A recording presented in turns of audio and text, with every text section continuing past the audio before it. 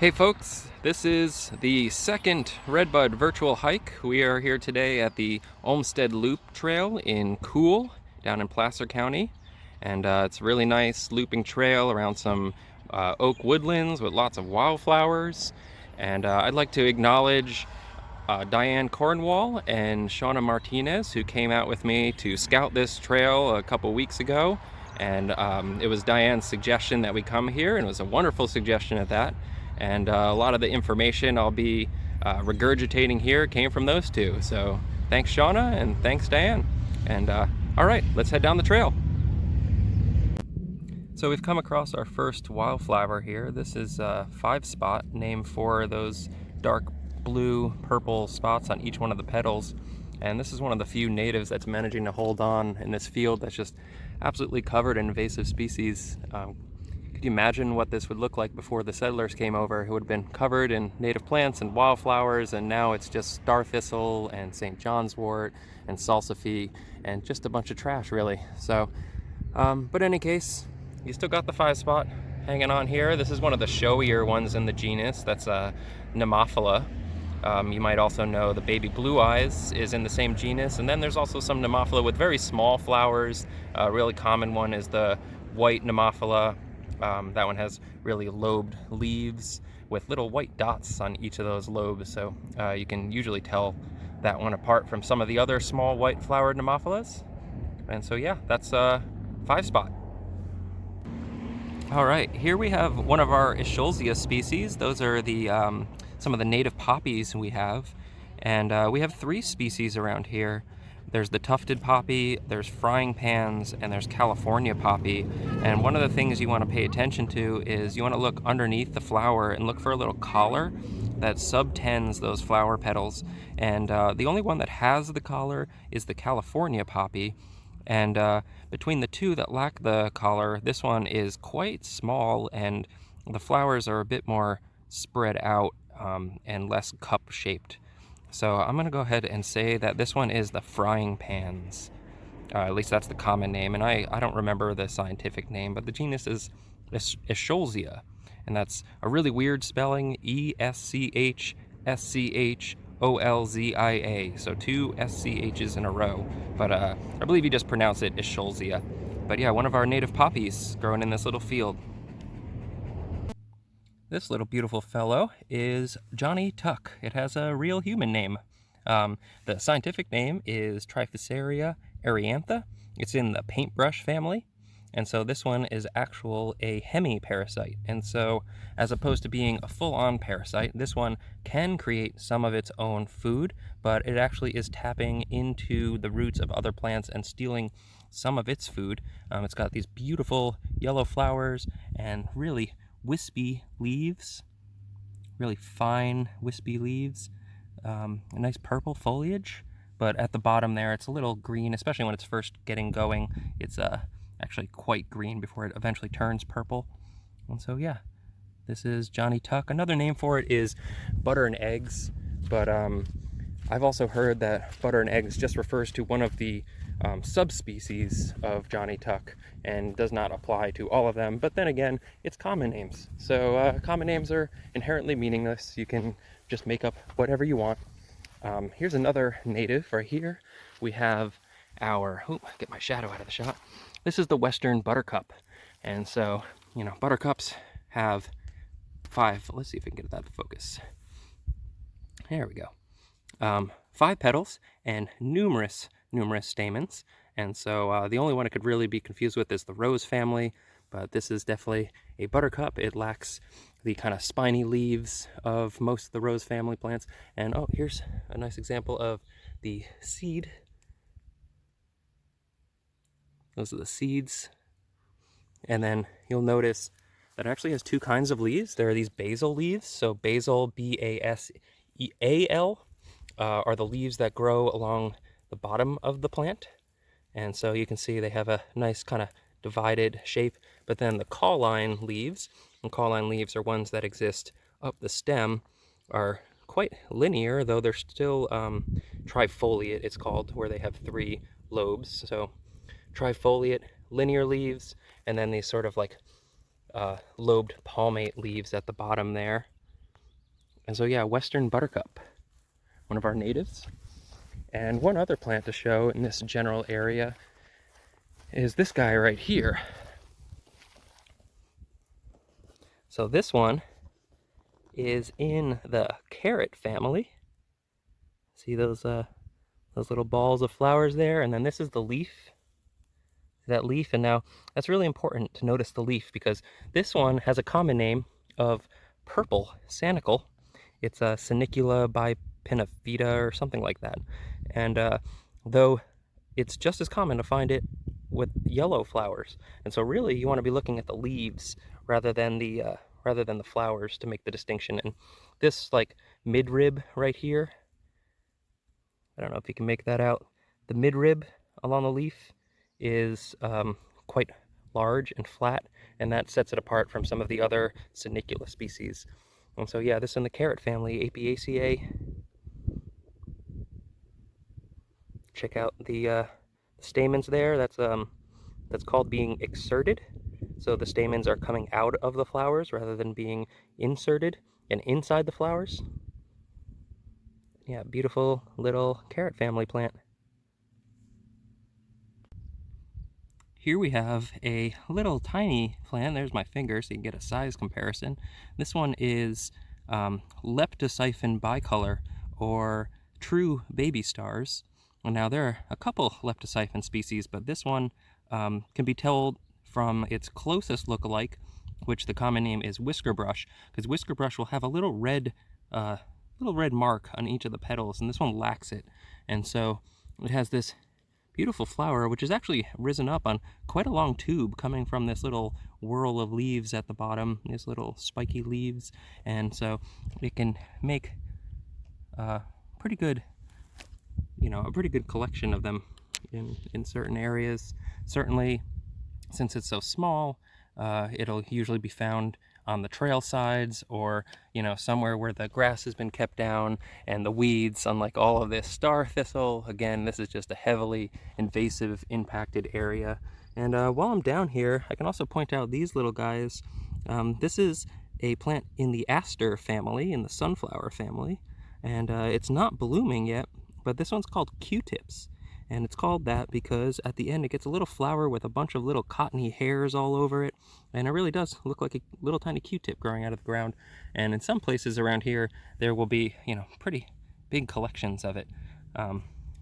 So yeah, we're also pretty badly impacted by this invasive. This one's pretty ubiquitous, this flower right here. This is called the stork's bill or the crane's bill. I call it Erodium. That's the genus. There's several Erodiums. These are the leaves down here. They make this rosette with these large leaves, and it kind of blocks out all of these other natives, like the true baby stars, like the Q-tips.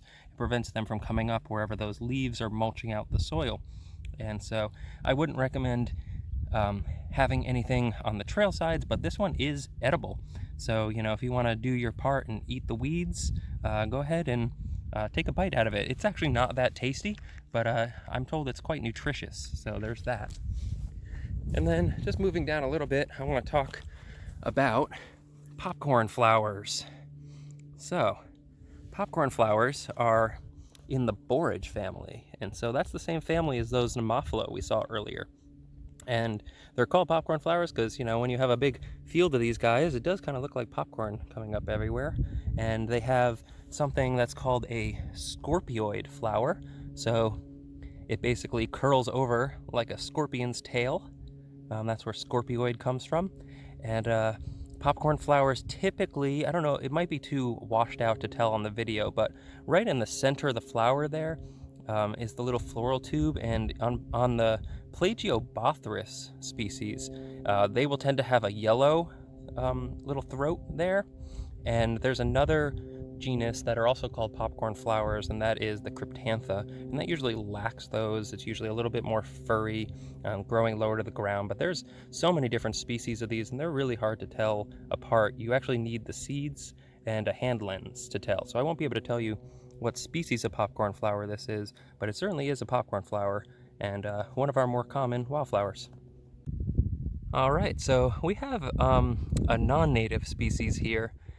This one's common name is giraffe's head, And that's because, at a side view there, it does kind of look like a giraffe's head rising up out of the flowers there. This one is Lamium amplexicale, I think is how you pronounce it. It's in the mint family, which the mint family is Lamiaceae, so it's named for this genus. And yeah, this one is not too bad of an invasive, but it does offer you a little bit of fun because if you pick up one of those flowers and put it in your lips,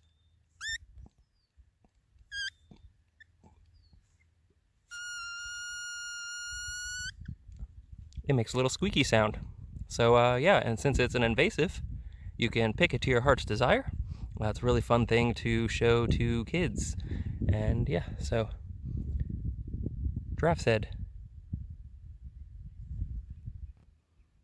All right, well, we have another plant in the Boraginaceae. A lot of diversity in Boraginaceae out in these fields, but this one is called the Fiddlehead because of its resemblance to the fiddleheads of ferns. It also has a scorpioid flower there, but this one has yellow flowers, and I'm going to risk touching this one, even though it can give some people a little bit of skin irritation, a little dermatitis, but I do want to be able to show those beautiful flowers right here. And the genus of this one is Amsinkia, and I don't know my Amsinkia species apart, so I won't be able to tell you what species this is, but pretty common early in the spring in these kind of grasslands. Really beautiful yellow flowers. Sometimes you see more than just the couple of individuals that are here. You get like a nice stand of them, and it's quite beautiful, especially when they're interspersed with the popcorn flower. So yeah, these are fiddleheads. So remember when I was talking about sanicles and I mentioned that you need to look at the leaf. This is the other yellow flowered one that can be confused for the one we saw earlier. And if you look at the leaves here, you'll notice they're quite different. That midrib, though it has a midrib, is not very leafy. It's not very wide. And the flowers are still yellow, still have that carrot family sanicle shape to them. And yeah, they still have the exerted stamens, although they're not quite as exerted. And so this one is the poison sanicle is the common name. And well, it's a sanicula, but the species name escapes me at the moment. Has a wonderful carrot-like smell. Really gorgeous plants. I really like sanicles. They're one of the earliest things to flower in the spring. And I think we have 4 species around here. And so if you can just learn the difference between this one and the purple sanicle based on those leaves, you're 50% of the way there. So I am a big fan of parasitic plants, and we have a few parasitic plants here to talk about. We have this one, which is growing up on the branch of this oak tree right here. This is a phorhodendron species. That's one of the oak mistletoes, and you can see it does have some green coloration to it, so it is making some of its own food, but you'll notice since it's growing in the tree, it actually has no way of getting water or soil nutrients except for tapping into the bark of this oak tree here and stealing from it. So a lot of people think that since it is a parasite, that it's actually sapping like the life force of the oak tree, but that's it's sort of a negligible amount that it's taking from the oak tree, and it's actually more likely to hurt an oak tree by just weighing it down, which will, eventually the tree will be so covered in mistletoe that it'll just break branches off. But when you see an oak tree that's covered in mistletoe, it's not just one plant. It's what that's a sign of is that the birds really like to be in that tree, because each plant is separately planted by some birds. So they will eat the little berries that grow on this. I don't see any berries on it right now. Actually, you see these little things in the leaf axil, if you can make that out. Those are the flowers, but this one doesn't have any berries right now. But the birds will come and eat the berries and then fly off to another tree or even another part of the same tree and poop out that seed with a little packet of fertilizer. The seed then germinates and it sends its roots into the bark, and so that's why you'll see them just covering an entire oak tree, is because the birds just love that tree for whatever reason.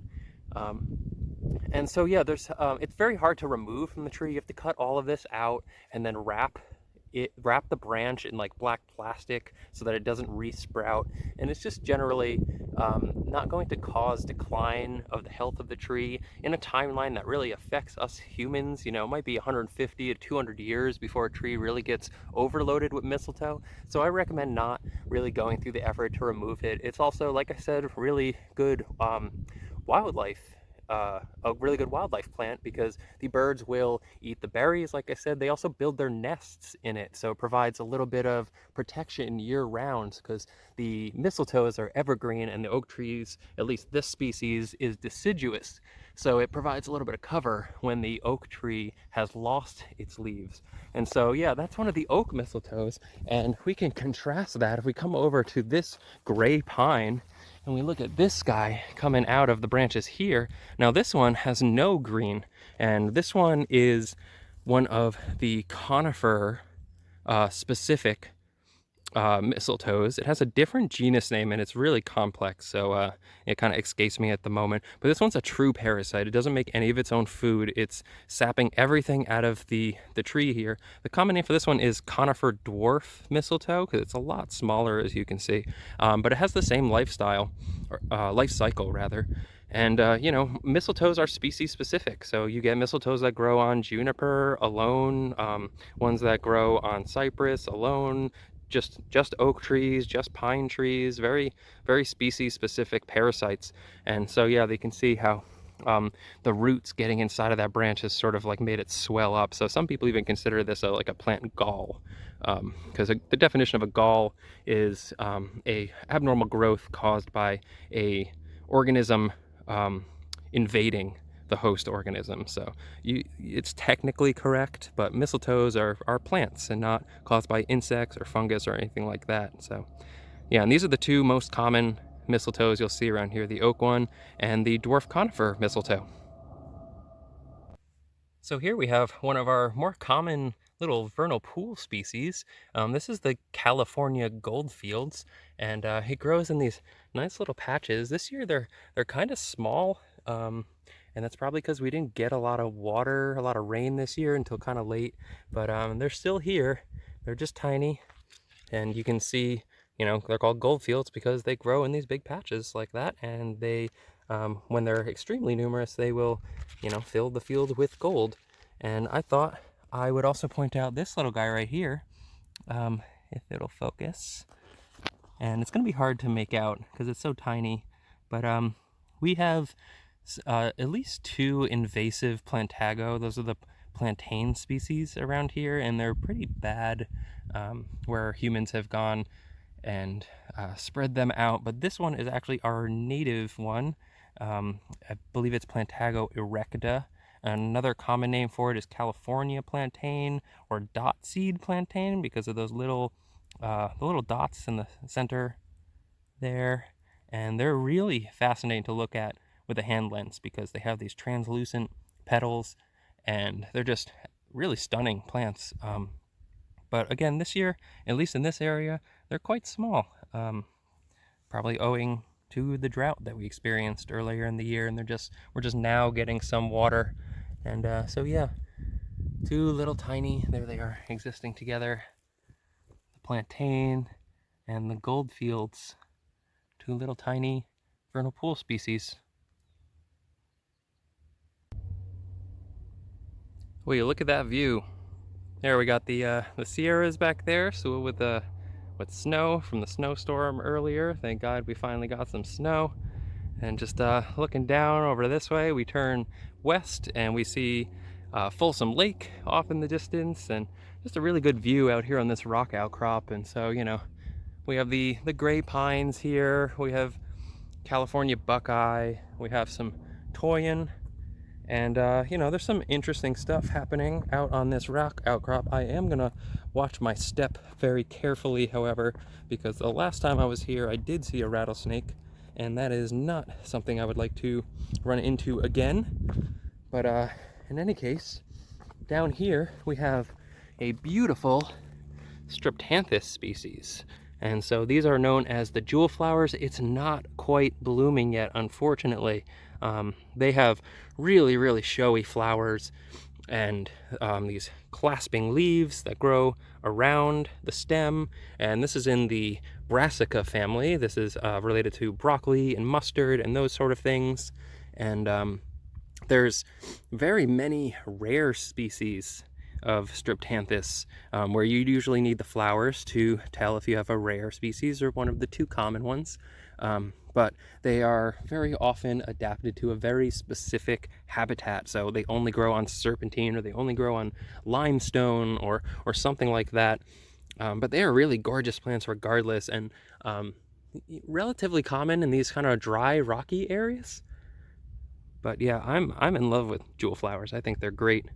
And you know, it's always fun to head out on a rock outcrop, because then you get to see flowers like this. So you get to see, you know, lichen communities on the rocks, like, you know, this, whatever this gorgeous yellow one is, or this one right here is the emery rock tripe lichen. That one's really kind of easy to identify as far as lichens go.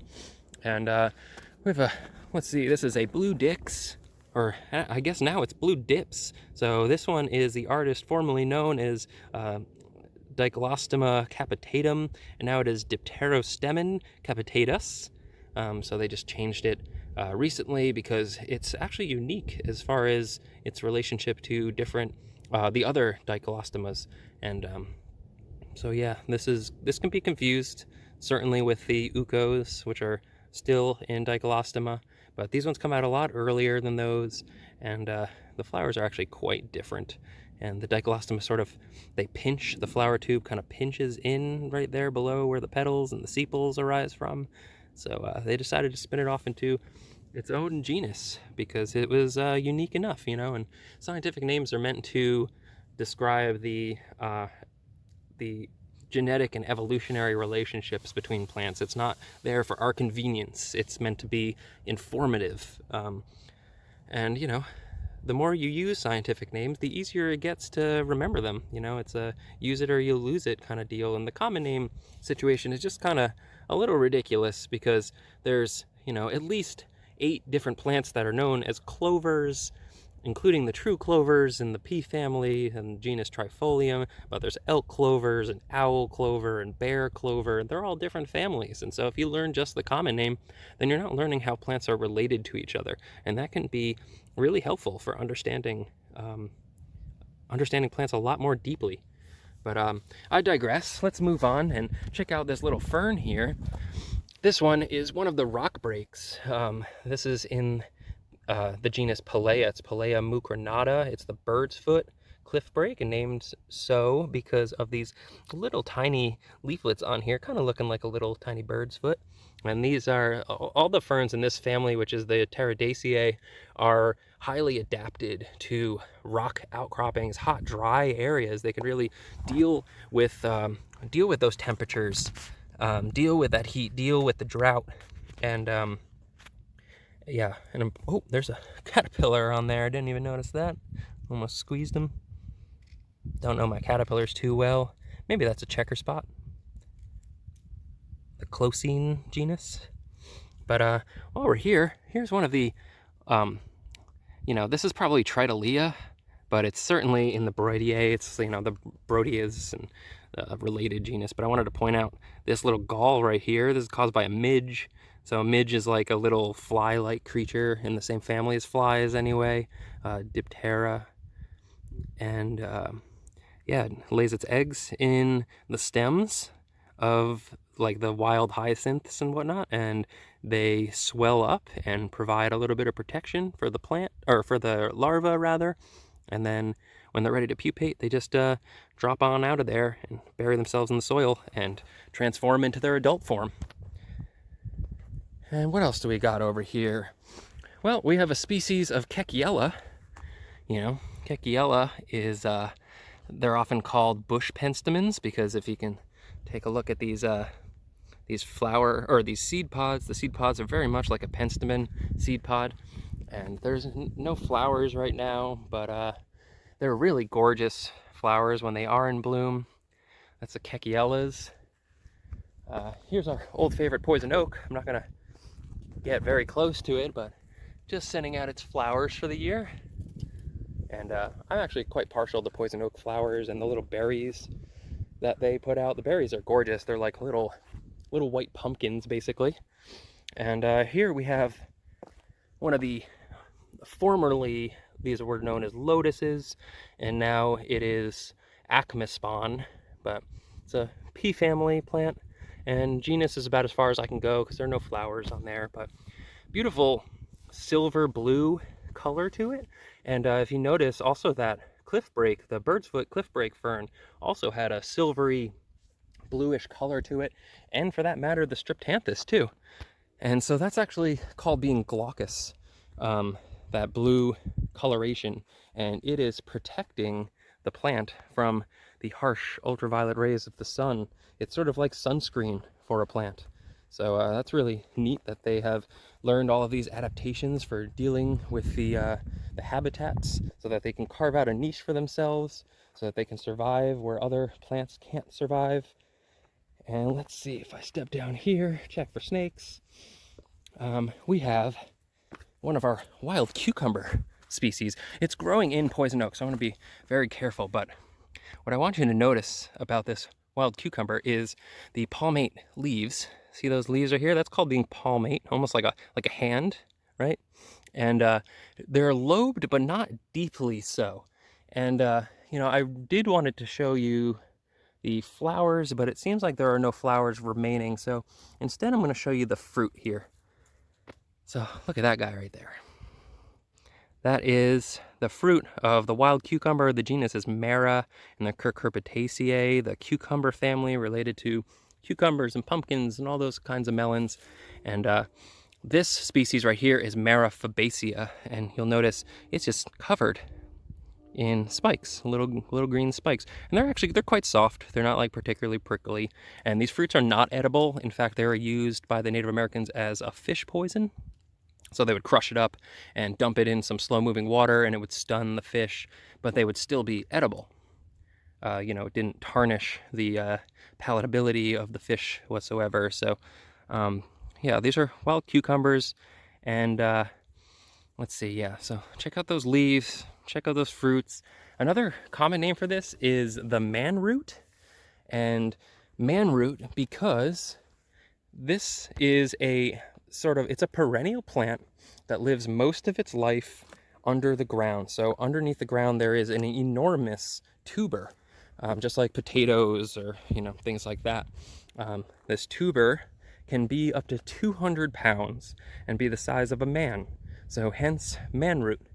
And so it sends up these vines to climb over all the other plants, and the green parts photosynthesize, and they collect energy from the sun, and they store that energy down in the tuber, and then it can die back, which it does die back pretty early on in the year, and just keep growing that tuber bigger and bigger and bigger, and then survive through the hot part of the year without having to worry about its parts being cooked, essentially. And let's see, I got one more thing to show you in this general area. Again, I have to move kind of slow. Rocky areas have rattlesnakes. I've already seen them out this year. But I want to show you this. We actually have a different species of Mara here. So, you know, 10, 15 feet away, and we have two species of Mara. This one does still have the flowers. And so you'll notice these flowers are actually cup-shaped. The other ones would be what's called rotate or flat. They would lack that cup behind the petals there. And so that's one way to tell these apart. Also, look at these leaves. They're palmate as well, but look how deep the lobes are. The other ones were, you know, a lot less deeply lobed.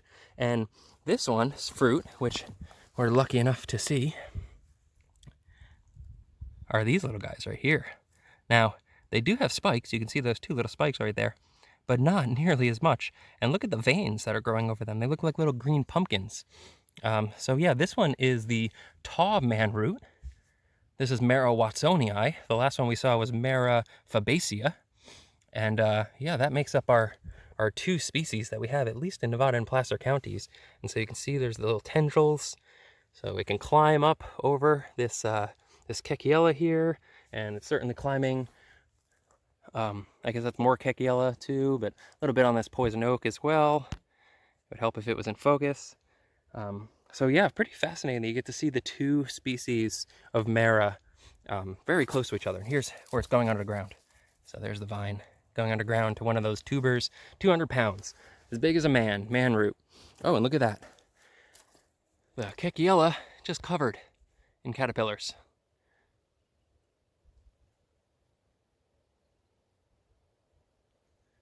And again, I don't really know my caterpillars, but maybe checker spots. I'm sure there's people watching this video that know more about me about the caterpillars, so. Very cool, though. And as we head out this way, there's a couple things with no flowers yet, but we have a woolly sunflower, probably the common woolly sunflower, Eriophyllum species, getting ready to flower, I don't know, in about a month or so. Very adapted to hot and dry area, covers itself in, you know, wool. I mean, not technically wool, but a woolly-like hairiness, and that will protect it from the sun, just like the blue-green color of those ferns and whatnot. So, and then there's also a little patch of the, these are skullcaps in the mint family. Nice smell to them. Most things in the mint family have that nice smell, and you know, things in the mint family, they have opposite leaves. So you can see that right there, leaves coming out of opposite sides of the stem, and then the stem itself is square. So those are your two, and then of course those things plus you know, some smelly oils and secondary metabolites happening in there that pretty much points you to the mint family. There's another family with square stems and opposite leaves, and that's the Phrymaceae, the lopseed family, which has like monkey flowers, and also the figwort family, which I forget, it's like Scrophulariaceae or something like that, but that has like the California bee plant in it, which, you know, the first time I saw California bee plant, I certainly thought that it was in the mint family, but guess what, it's not. All right, so we'll head out this way. I'll walk with you a little bit so you can see kind of what the area is like here. We have let's see, always got to check, it's our oaks, right? So we look at the underside of the leaf. It's the same color on the top and the bottom. So we're dealing with an interior live oak, one of our evergreen oaks. That's what the live in live oak means, that it does not lose its leaves, unlike the valley oaks or the blue oaks that exist in this area. And we have our buckbrush cnps with its little white puffs of flowers. Gray bark, tiny leaves. Flowers are a pretty good soap substitute. You add it to some water, they will lather up there. And I should stay on the trail.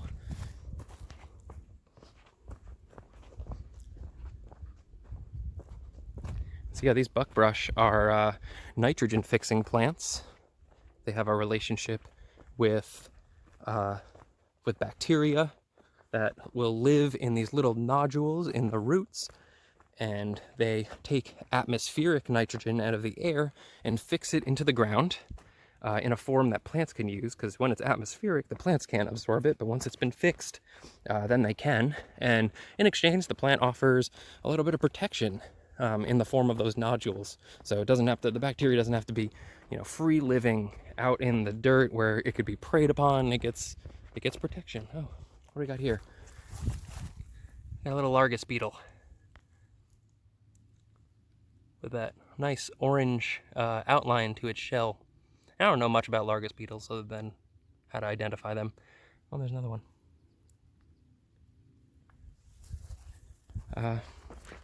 But anyway, so this is some of our deciduous oaks, and it's just now starting to leaf out, so I might not be able to tell. It looks like it's a blue oak.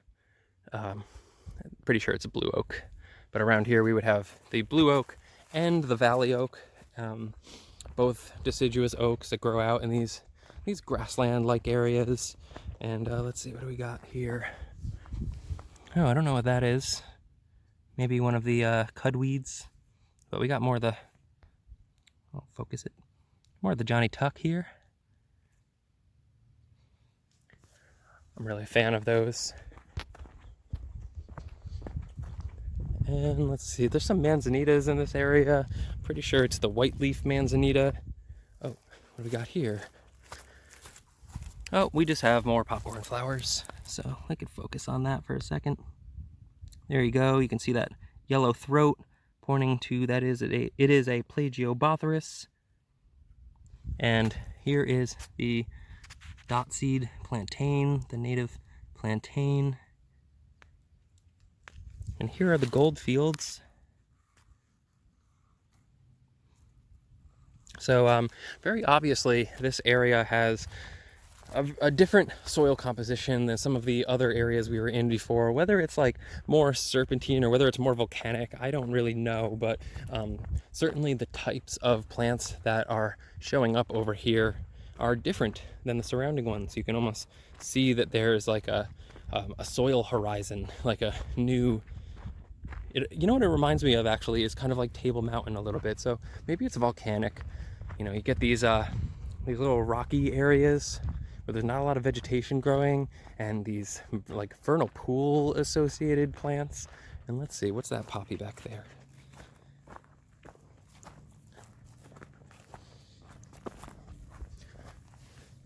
That's a pretty nice one. Got some pollinators in there. Or visitors, I suppose. Not everything that comes to a flower is a pollinator.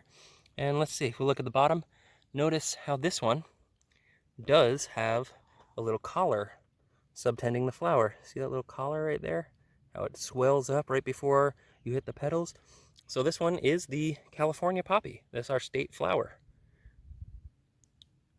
Eschscholzia californica, I believe. And that one is illegal to pick. So, you know, don't pick the wildflowers. And let's see, what do we got over here?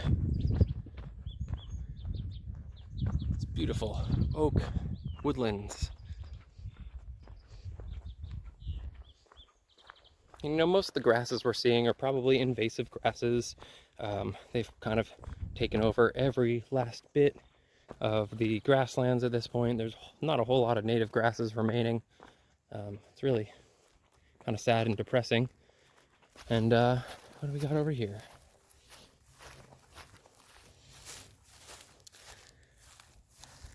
Can you make out that yellow? We have a violet. And what a violet. So check that out. Quite big. Got the dark purple marks in the center. Let's flip it around. Remember, always flip around your violets. Look at the back of the petals. We got purple on the top two petals on the back there. And then lastly, let's look at the leaves here. We got highly divided leaves that are not in a circle shape like the Shelton's violet. This violet right here is Viola de glossyii, Douglas's violet. And now this is a very, very uncommon flower to come across. Typically you'd see, like I've seen it most often on Table Mountain, but it is growing here in just a tiny little patch, and you can see there's like Medusa grass and there's like star thistle around, and just being encroached with invasives. And that, coupled with the fact that its habitat here is being increasingly grazed and developed and plowed over and human impacted, means that though this plant is not technically a listed rare plant, it is, I mean, it might as well be. It's disappearing really fast, and it's one of the problems with the rare plant rankings is, like, you know, McNabb cypress is not included on the rare plant lists, but there's only 30 groves in the entire world, 8 of which are in like the Grass Valley area.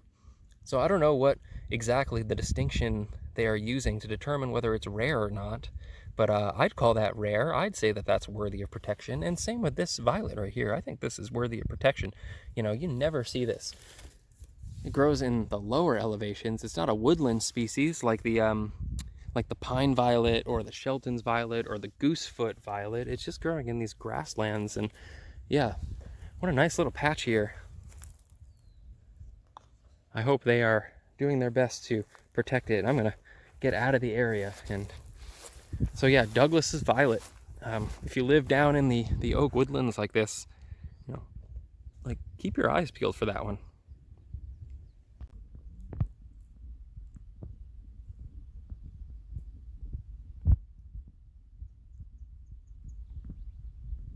Well, today is the day of the Sanicle because we have our third 3 out of the 4 Sanicles that exist in this area we've seen today. This one is Sanicula crassicalis, and so look at those leaves. They're like palmate almost, you know. They don't have a midrib at all, unlike those other two, but still Sanicle flowers, you know, yellow flowers. So yeah, Sanicle is a genus that you don't want to go buy the flowers on. You want to go buy the leaves. The last one that we didn't see is Sanicula tuberosa. That's the the common name is turkey pea. I wish they had a common name that had Sanicle in it, but yeah, it's another Sanicle, another yellow flowered one, and it has leaves that almost remind me of like purslane. If you've ever seen purslane grows, you know, as a weed in your garden beds. But yeah, Sanicles. The another common name for this one too is gambleweed, but I mean, come on. It's a terrible common name. It doesn't let you know anything about the plant. I think they should call it, since it's crassicalis, they should call it the crass sanicle, I think. But yeah, another plant in the carrot family. And, you know, I think they called it gambleweed because of, you know, they used to use it somehow in the old West days as a, in some gambling activity. I don't really care too much about that. But we got more buttercups, and you know, here's a toyin, beautiful native plant in the rose family, heteromeles arbudifolia. Look at those serrated leaves, beautiful red berries. Don't see any red berries left on there. And oh, and we have the Pacific hound's tongue, another Boraginaceae plant, right? So this one doesn't have the scorpioid flowers, but I guess that, you know, those flowers are kind of scorpioid, but certainly not as much as the popcorn flowers, or the fiddlenecks. But you notice these ones, there's like this one which has like a light pinkish color to it, and then same species, but it's got like a dark blue color to it. So again, same exact species. This is used to be Cynoglossum grande, and now I think it's Adelina grande. They just changed the name of this one too, but see those leaves. It's important to note the leaves, even though we only have 2 species in this genus in this area, and the leaves are what's going to tell it apart. The flowers look exactly the same, and in fact, the flowers look a lot like the what is it, Hosackia? I think it's Hosackia. Which is another genus, very closely related genus. Flowers look exactly the same. And the forget-me-nots, the myotis, flowers look almost exactly the same. They don't have that white bit in the center there. They don't have that quite as pronounced. But yeah, they're all very closely related plants. But this one, kind of woodland setting. There's a nice patch growing back there. This is your Pacific hound's tongue, or grand hound's tongue. Grand hound's tongue is probably better since the species name is grande. And here's the last thing I'll show you. This is our Pentagramma triangularis. This is the goldback fern. And right now, it actually doesn't have a whole lot of gold on the back, but that's because the spores haven't matured yet. So when the spores have matured, the back of this one will be like a very gold color, and this will dry out. It's related to those cliff breaks. It's in the same family. They have the wiry black stems as well. And there's another Pentagramma species in this area, well, a little bit north of here, called Pentagramma pallida, the pale, or they call it the silverback fern. And that one will have silver on the back instead of gold. But yeah, so I guess that's going to wrap it up for us. We introduced you to quite a lot of really beautiful wildflowers in this area. Once again, we're on the Olmstead Trail loop. I recommend coming out here sometime and coming out in the spring and checking out the wildflowers. And yeah, well, thanks for watching.